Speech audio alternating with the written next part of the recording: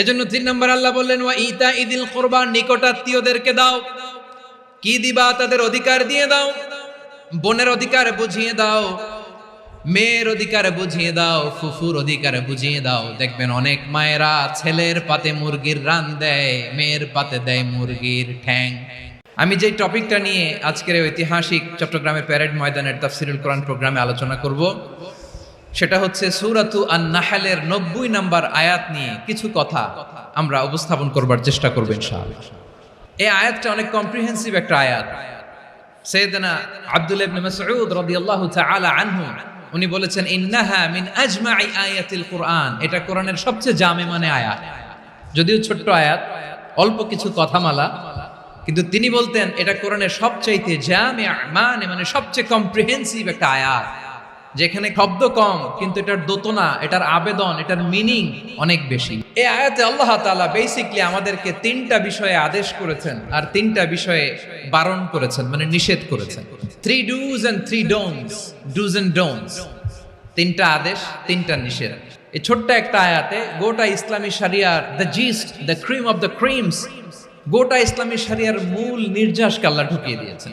3টা আদেশ আর 3টা নিষেধ। আসুন আমরা সরাসরি কোরআন থেকে শুনি, সবাই পড়ুন। আউযু বিল্লাহি মিনাশ শাইতানির রাজীম।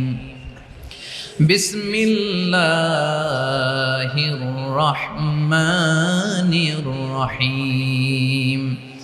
ইন্নাল্লাহা ইয়া'মুরু বিল আদলি ওয়াল ইহসানি ওয়া ইতা'i যিল কুরবা ওয়া ইয়ানহা আনিল ফাহশাই ওয়াল মুনকারি ওয়াল বাগই ইয়া'ইযুকুম লা'আল্লাকুম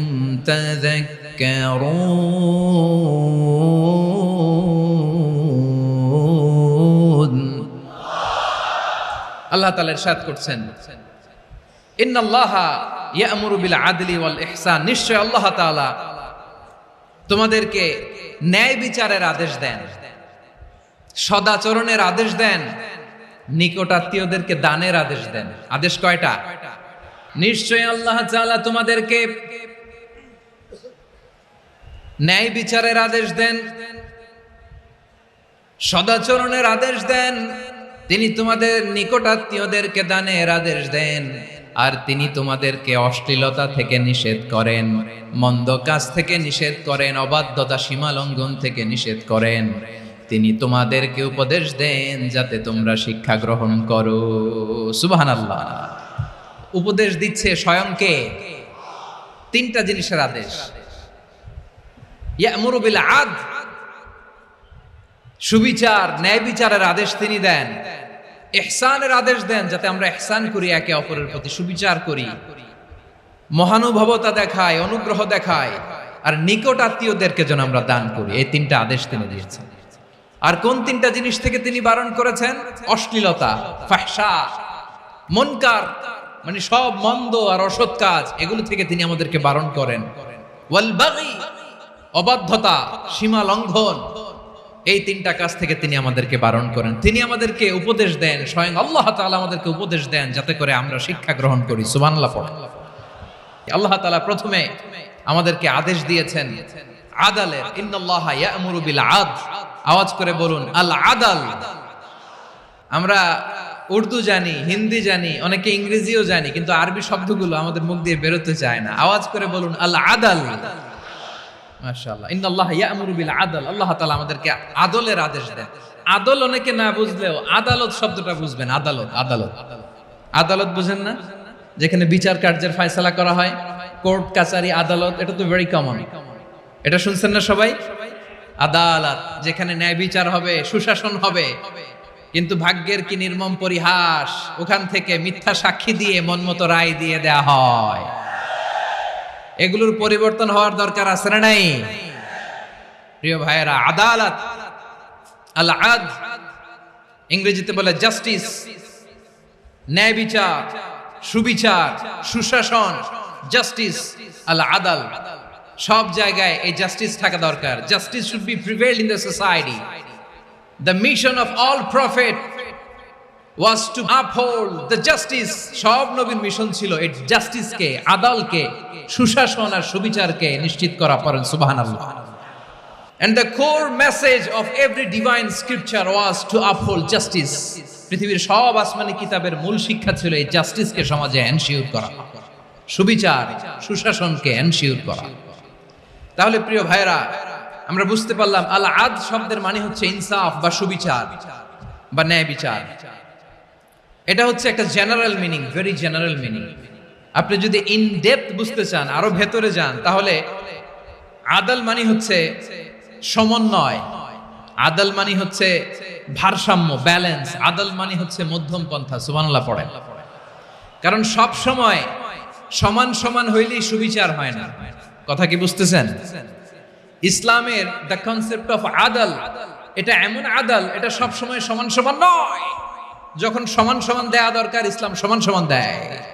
যখন ব্যালেন্স করা দরকার, চেক এন্ড ব্যালেন্স, সমন্বয়, ভারসাম্য করা দরকার, তখন ইসলাম ভারসাম্য করে দেয়। এটার নাম আদাল। সুবহানাল্লাহ।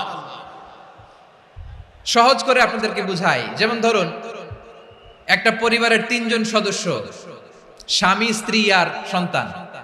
তাদের সকালবেলার ব্রেকফাস্টে স্বামীর, সকালের নাস্তায় স্বামীর 3টা রুটি লাগে, স্ত্রীর 2টা লাগে, আর সন্তানের 1টা রুটি লাগে। এখন আমি যদি সমান সমান করে আদল করতে চাই, সবাইকে যদি 3টা করে রুটি দেই, তাহলে স্বামী বেচারার জন্য ঠিক আছে? কি বলেন?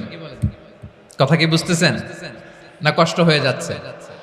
যদি সমান সমানের নিয়মে আগাই, তাহলে 3টা করে যদি রুটি দেই, স্বামীর জন্য ওকে, কিন্তু স্ত্রীর জন্য 1টা বেশি হয়ে যায়। আর সন্তানের জন্য কয়টা বেশি হয়? আচ্ছা, এই তো বুঝতেছেন, মাশাআল্লাহ। আচ্ছা, 2টা করে যদি সবাই রে দেয় সমান সমান নীতিতে, তাহলে স্ত্রীর জন্য, স্ত্রী বেচারির জন্য ঠিক আছে, কিন্তু স্বামীর কয়টা কম পড়ে? আর সন্তানের বেশি হয়ে যায় কয়টা? আচ্ছা, সমান সমান নীতিতে সবাইকে যদি সকালের নাস্তার জন্য 1টা করে রুটি দেই, সন্তানের জন্য ঠিক আছে, কিন্তু স্ত্রী বেচারির কম পড়ে কয়টা? স্বামীর কম পড়ে কয়টা? 2টা। কথা কি বুঝতেছেন? আর আমি যদি স্বামীকে দেই 3টা, স্ত্রীকে দেই 2টা, আর সন্তানকে দেই 1টা, তাহলে কারো অপচয় হবে না। যার যতটুকু দরকার ঠিক ততটুকুই কাজে লাগবে। চিল্লায় বলেন ঠিক কিনা? এটাই হচ্ছে ইসলামের আদাল, যেখানে যার যতটুকু দরকার তাকে সেখানে ঠিক ততটুকু দিয়ে দেওয়ার নামই হচ্ছে আদাল। চিল্লায় পড়েন আল্লাহু আকবার। রব্বুল আলামিন বলেন, ইউসিকুমুল্লাহু ফি আওলাদিকুম লিযযাকারি মিসলু হাযযিল উনসায়াইন। আল্লাহ তোমাদেরকে ওসিয়ত করেন, তোমাদেরকে আদেশ দেন, উত্তরাধিকার সম্পদ যখন বন্টন হবে, ছেলেরা যতটুকু পাবে, মেয়ে পাবে তার অর্ধেক। সুবহানাল্লাহ বলেন। দেখেন, ছেলে যদ্দূর, মেয়ে অর্ধেক, ছেলে ডবল পাবে। আপাত দৃষ্টিতে মনে হয় এখানে অবিচার হয়েছে, কিন্তু আসলে কি অবিচার হয়েছে? আপনি বিয়ের ক্ষেত্রে যান, ওইখানে আবার ছেলে মোহরানা দেয়, মেয়ে সেখানে মোহরানা পায়। তাহলে চেক এন্ড ব্যালেন্স, ভারসাম্য, ব্যালেন্স, মধ্যম পন্থা এখানে আছে না নাই? এটাই হচ্ছে ইসলামের আদল। আল্লাহ তাআলা এই আদলের আদেশ দিয়েছেন, সুবিচার, ন্যায় বিচার, সুশাসন এবং ভারসাম্যের আদেশ দিয়েছেন। প্রিয় ভাইরা, একটি শান্তিময় সমাজ, একটা সমৃদ্ধ সমাজ, একটা মানবিক সমাজ যদি আমরা পেতে চাই, এই আয়াতের মধ্যে যতগুলো পয়েন্ট আছে সবগুলোর বাস্তবায়ন লাগবে। এই আয়াতে আল্লাহ তাআলা একটা মানবিক সমাজের রূপরেখা টেনেছেন। তার প্রথম কথা হচ্ছে, ইন্নাল্লাহা ইয়ামুরু বিল আদল। আল্লাহ তাআলা তোমাদেরকে আদলের নির্দেশনা দেয়, সুবিচার, সুশাসনের নির্দেশনা দেয়।